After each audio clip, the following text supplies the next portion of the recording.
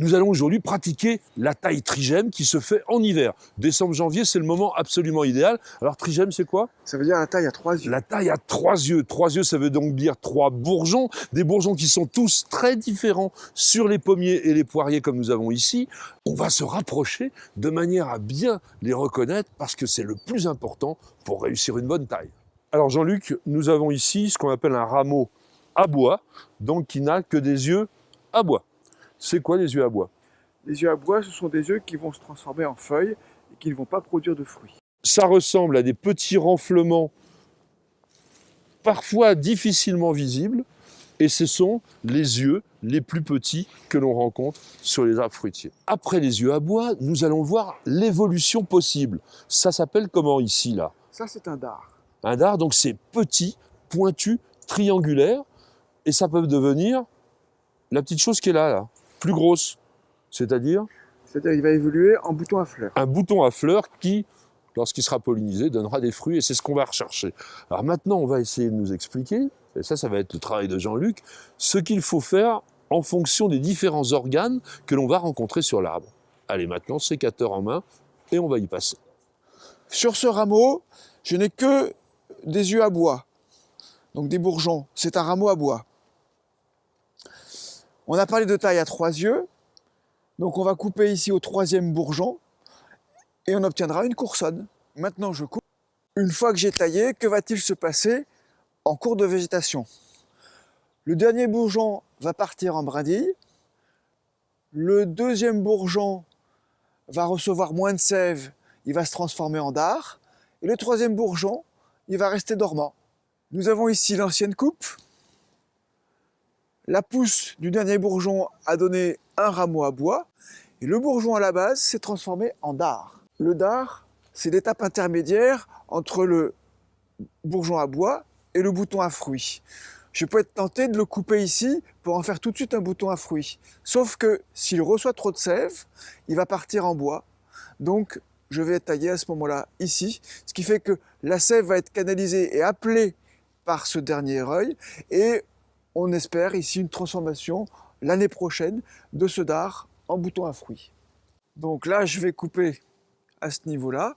Je fais 1, 2, 3 et je coupe.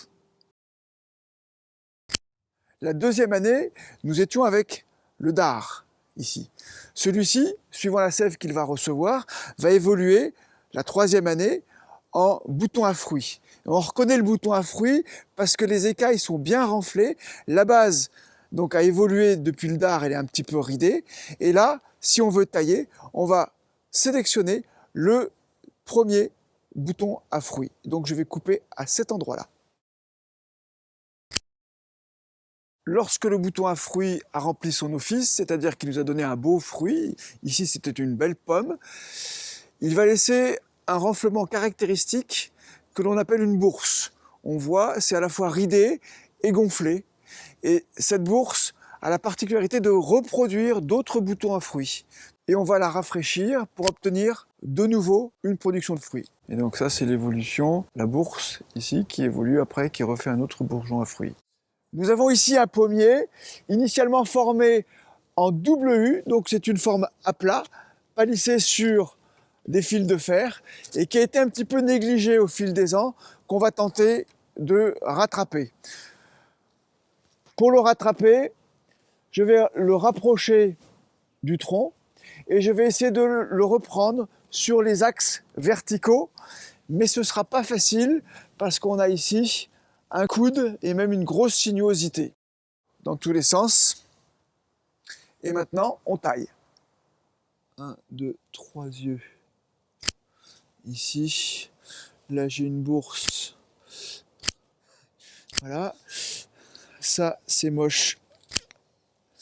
Ici. Donc là, j'ai un dard. Là, j'ai une fleur, un bouton à fleurs. Là, une bourse. Ici. 1, 2, 3. Voilà. Là, on va garder un fruit ici. Là, on va garder un fruit. Même. Voilà. Là, ça, on peut garder. Là, on va rapprocher. On va garder ce fruit-là. Ça fait un coude. Ça, c'est trop gros pour mon sécateur. Je vais être obligé de prendre ma scie, ici.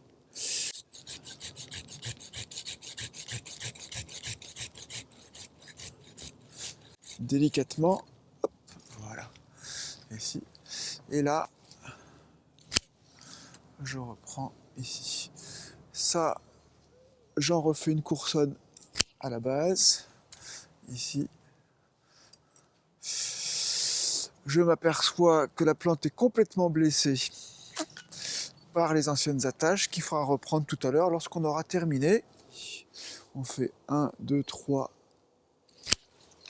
ici. Voilà. Là, 1, 2, 3. Voilà. Ici. Là, ça part trop loin. On va rapprocher, on nettoie ici. Et hop. Voilà. Là, je peux faire. Pour bien faire, il faudrait le rapprocher ici. Donc là, voilà.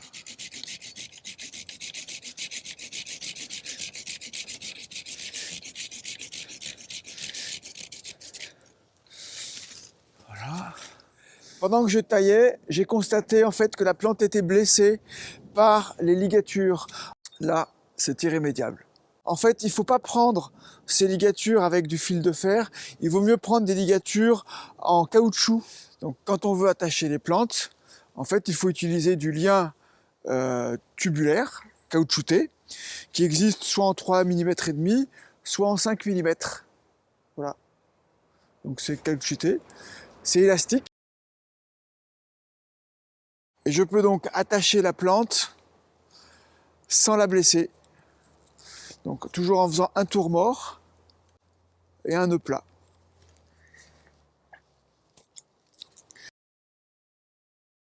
Et là ça tient et ça blesse pas.